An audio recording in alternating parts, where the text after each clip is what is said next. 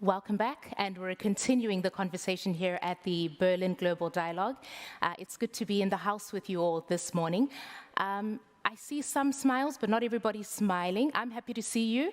Not everybody looks happy to see me, but nonetheless, I think we're due for some good conversation. My name is Christine Mundo, and I'm very privileged to be steering this conversation, this part of the dialogue for us. It's really a great pleasure to be taking part at the very first Berlin Global Dialogue. And of course, we set the scene for if there's going to be a comeback. So let's do very well so that we can all be back in Berlin next year, continuing the conversation. At this juncture, we want to have a bit of a leaders' dialogue on the worldwide economic shocks that we're experiencing and the impact that that's having, particularly on the global south.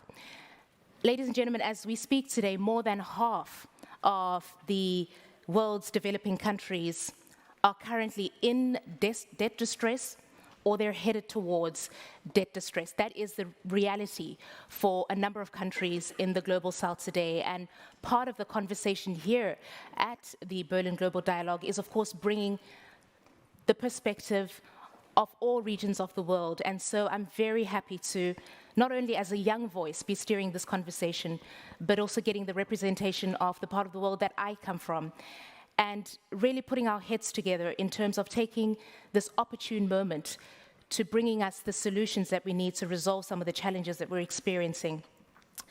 I don't want to say much more other than to introduce our special guest this morning. We thought it would be great to perhaps start with a bit of a case study, and that will be the country of Sri Lanka, which, if you have been watching the news or reading the news over the last few years, you'd know that Sri Lanka has been experiencing an economic crisis, an unprecedented one, since the island gained its independence. And I'm pleased to tell you all today that we have a special guest in. The President of Sri Lanka is going to be here today to open this session for us with some remarks.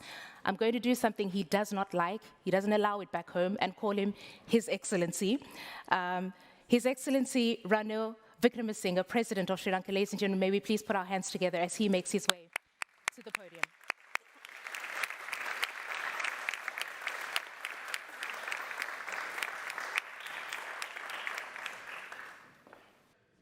Madam Moderator, Excellencies, ladies and gentlemen, friends, I must begin by thanking Professor Roller, Chairman of the Berlin Global Dialogue, for inviting me to this inaugural session.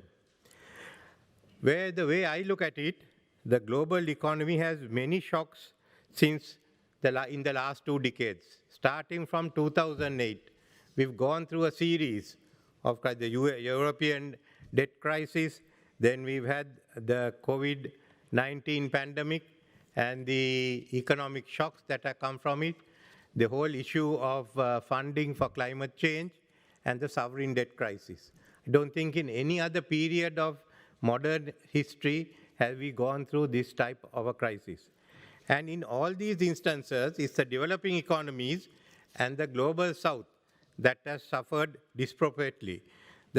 We are now faced with stubbornly high inflation in advanced economies, oil prices edging towards US $100 a barrel, and monetary tightening by the global central banks. One example is that Sri Lanka's exports to Europe has not increased at all this year, so far this year. That's an indication of how we are being affected as we try to recover from the crisis we face. The confluence of factors spells serious risk for many developing countries. In the global south, we are facing rising import costs, food, energy, insecurity, and the problems of our exports. The resulting balance of payment stress translates into a weaker economy for all of us. The difference between the advanced economies and the developing nations is that you all have all the buffers and reserves to deal with these shocks. We haven't. And it's from here that the sovereign debt crisis started. In this context, I think the world may be on the cusp of another crisis if corrective measures are not taken immediately. Many developing countries find themselves with large debt burdens. For example, IMF has no mechanism to face this new situation. When Sri Lanka declared bankruptcy, all foreign funding ceased. and that started the political crisis. If not for the help given by World Bank in regraduating Sri Lanka and the help given by my old friend Samantha Powers in funding us with fertilizers, the chances are that I would not be able to come here today. I would not have been in the position. It's so bad, and there's no way in which you can help any country which declares bankrupt. But in this case, especially, I am glad that Germany is doing its part as the largest culminative contributor to the Green Climate Fund. We have both the climate change mitigation and debt restructuring, both of which we have to handle with minimum funds available. The funding on the table is woefully inadequate to address the vast challenges at hand. So we haven't got any money, but we do have 100 billion with the IMF. Let's start with that money. 100 billion is better than nothing. Then let's see how we can raise the rest of it, because though I talk of Sri Lanka, I must say Africa's need, especially of the low-income countries, are far greater than ours. And the problems Africa faces need not be described by me, because I think there are enough representatives here. The developing countries require financing up to US 5.9 trillion to fulfill their nationally determined contributions. Then a further US 4 trillion annum for clean energy technology to achieve net zero emissions. Look at Sri Lanka's financing needs.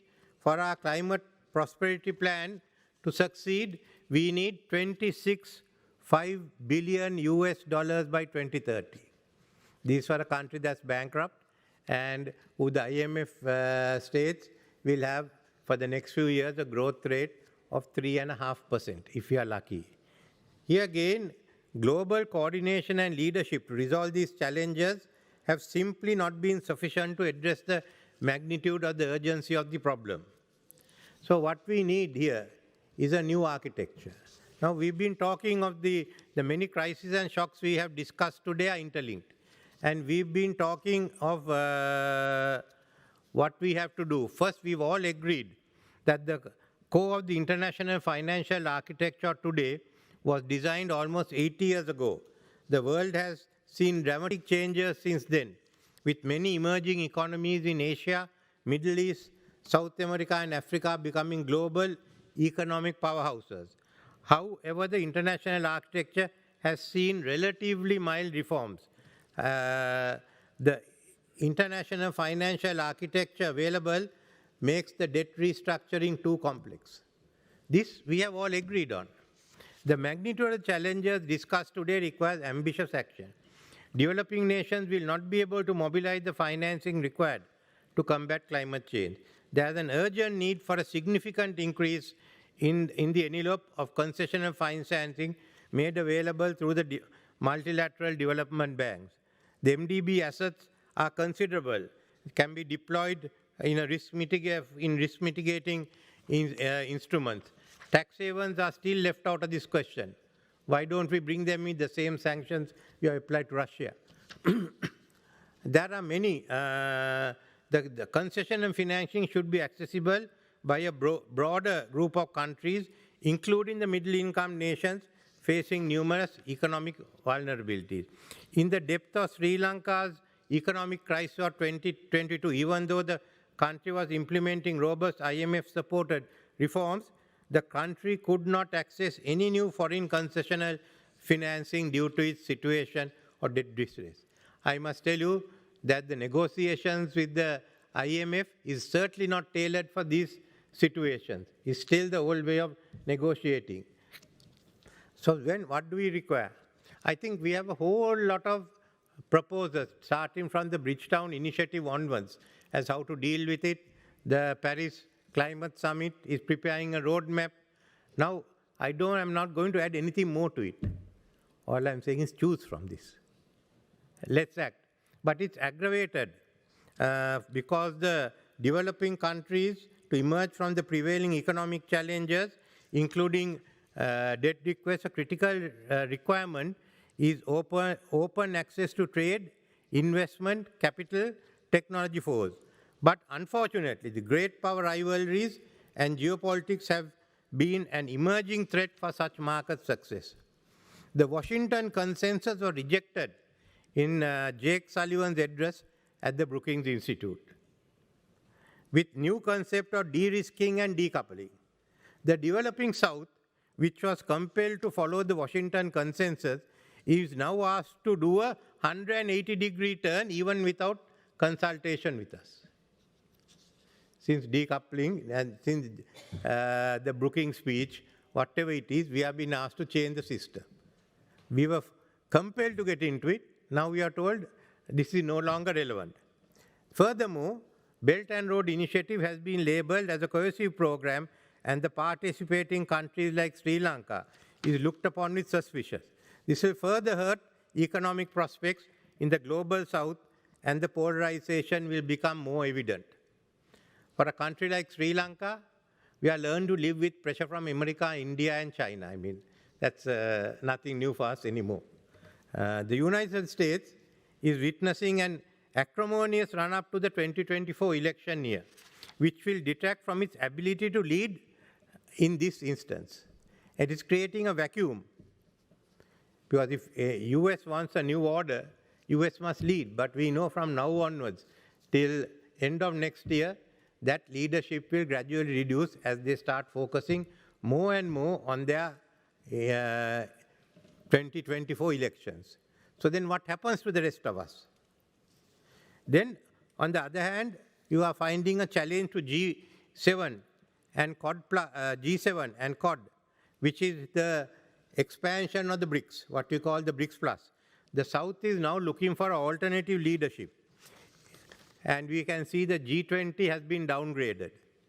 So in this situation, are we going to act in 2024? Let's talk. It's useless giving any more solutions. It's what are we going to face? We know in 2024, the US leadership may not be there. Then who is going to act? So I think it's a chance for the EU to come up and work with the other countries. There's no one else. So I am suggesting that EU, together with G20, BRICS, certainly USA, and some selected other Asian and African nations not represented, the IMF and the NDBs, and you can bring in the big financial institutions, private ones, sit down and find urgent solutions. We are talking of the Summit for the Future. Summit for the Future is in September next year. Elections are in November next year. So I can't see a Summit for the Future bringing anything out before the elections take place in 2024. But 2024 is the year to act. We are watching 2024. And whether we can come up with a new international architecture that better reflects the global realities of today and provides effective representation for those who need it. So we have the resources, we have the solutions, we just need the willpower to decide how it's going to be done. It has to be done urgently. We require a constructive dialogue between the West and China. We need a constructive dialogue between US and China. We need a constructive dialogue between EU and China. Otherwise, we will not move forward. So this is the stark reality. It's a question of how we get together and how we work and who's going to take the lead in 2024. Thank you.